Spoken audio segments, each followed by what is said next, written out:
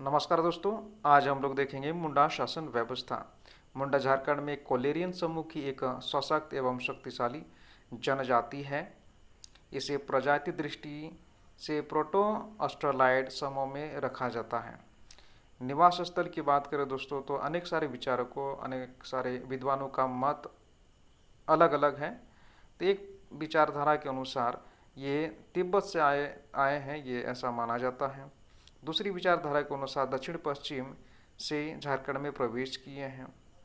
दक्षिण पश्चिम के मध्य प्रदेश से होते हुए हमारे झारखंड में प्रवेश किए हैं। अन्य एक विचारधारा के अनुसार ये दक्षिण पूर्वी भाग से झारखंड में प्रवेश किए हैं।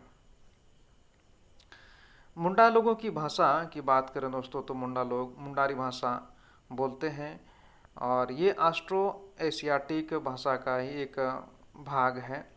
इसके अंतर्गत आता है ये मुंडारी भाषा। मुंडा अपनी भाषा को हड़ो-जगर कहते हैं। ये लोग अपनी ही भाषा को हड़ो-जगर कहते हैं। ये जनजाति झारखंड में मुख्य रूप से रांची, खूंटी, हजारीबाग, गुमला, सिमडेगा, गिरिडीह, सिंहभूम एवं संथल परगना में अधिकतर पाए जाते हैं। मुंडा गांव के विशेष स्थल, यहाँ पर दोस्तों मुंडा लोगों का जो गांव होता है उनका विशेष स्थल होता है ना। तो उन विशेष स्थलों को तीन भागों में बांटकर हम लोग देख सकते हैं। एक है सरना, अखड़ा और शासन। सरना उनका देव स्थल होता है। देवस्थल मतलब आप जानते हो कि जहाँ देवता इनका निवास करते हैं, ऐसा उन लोगों का मानना है और उस स्थल को इन्होंने सरना नाम दिया। अखड़ा, अखड़ा जहाँ पर पंचायत बैठक होती है और नाच गाना होती है युवक युवतियों द्वारा रात्रि के समय।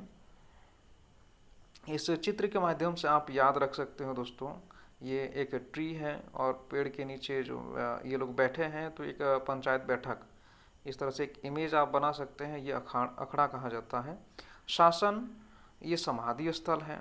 इनका समाधि स्थल को शासन कहा जाता है और समाधि स्थल में जिस भी व्यक्ति को दफनाया जाता है तो उसके सिरहाने एक कहें सील रखी जाती है, पत्थर रखी जाती है और उस पत्थर को शासनदिरी, उस पत्थर को शासनदिरी कहा जाता है। झारखंड में मुख्य जनजातियों द्वारा बनाया गया खेत खूंटकट्टी कहलाता है दोस्तों।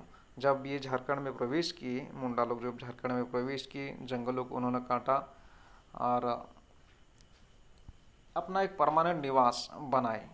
तो इस दौरान इनके द्वारा जो बनाया गया खेत खूंटकट्टी कहलाता था और इनका बनाया हुआ जो गांव है ना, मुंडा लोगों का गांव खूंटकट्टी गांव कहलाया। खूंट का अर्थ होता है दोस्तों एक परिवार। खूंट का एक जो अर्थ है इसको आप याद रख सकते हैं। इस समय की प्रशासनिक व्यवस्था खूंटकट्टीदार व्यवस्था थी, क्योंकि इस व्यवस्था में प्रत्येक खूंट यानी प्रत्येक परिवार अपने जंगल और ज़मीन का मालिक स्वयं होता था। ठीक है, तो इसीलिए यहाँ इस समय जो व्यवस्था थी, सामाजिक राजनीतिक व्यवस्था की बात करें तो खूंटकट्टीदार व्यवस्था थी। गांव की जनसंख्या बढ़ने के कारण ये खूंटकट्टीदार नए नए गांव बनाने लग गए और इनका सामाजिक, सांस्कृतिक, धार्मिक एवं राजनीतिक संचालन मुख्य गांव से ही होता था। ठीक है, तो यहाँ क्या कह रहा है कि इनका जो गांव है, शुरू में बसाया हुआ गांव था, है ना, जो खूंटकट्टी गांव था, तो जब इसकी जनसंख्या, इस गांव की जनसंख्या बढ़ गई तो अलग अलग इन्होंने क्या किया, अलग अलग जगह पर इन्होंने घर बनाने शुरू किए और अलग अलग इस तरह से गांव बस गया। ये गांव बस गया तो इन गांव में जो धार्मिक, सांस्कृतिक, सामाजिक ये कंट्रोल होता था मेन गांव से, मुख्य गांव से ही कंट्रोल होता था। इसको आप याद रखेंगे। गांव का जो पंचायत, गांव या फिर का पंचायत प्रमुख मुंडा कहलाता है।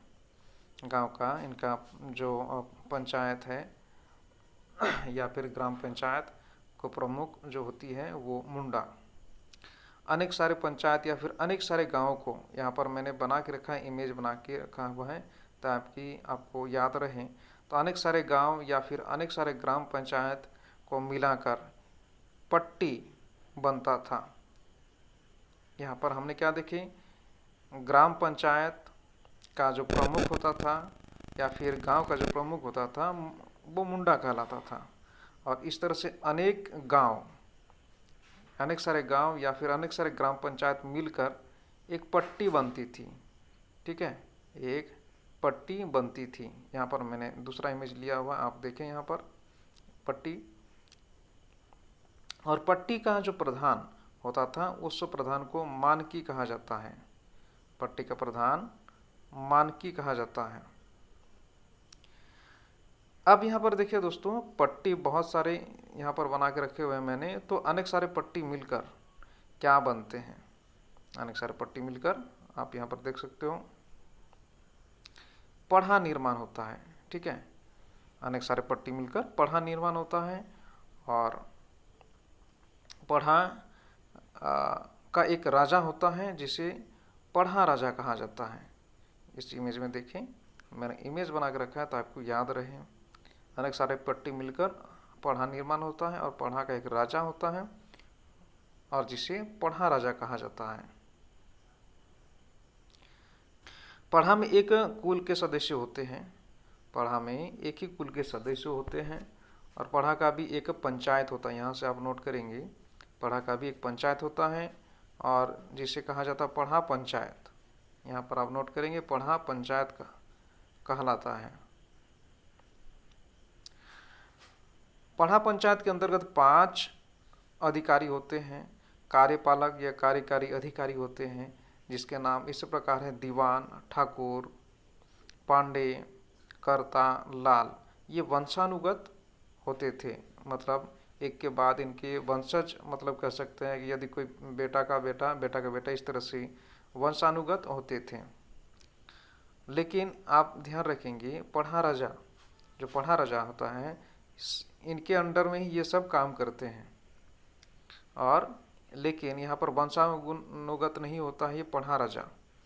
ये जो 5 पोस्ट हैं, 5 कार्यपालक अधिकारी हैं, ये पढ़ा राजा के अंतर्गत आते हैं और ये वंशानुगत होते हैं। लेकिन पढ़ा राजा वंशानुगत नहीं होता है, ये मनोनीत किए जाते हैं। और ये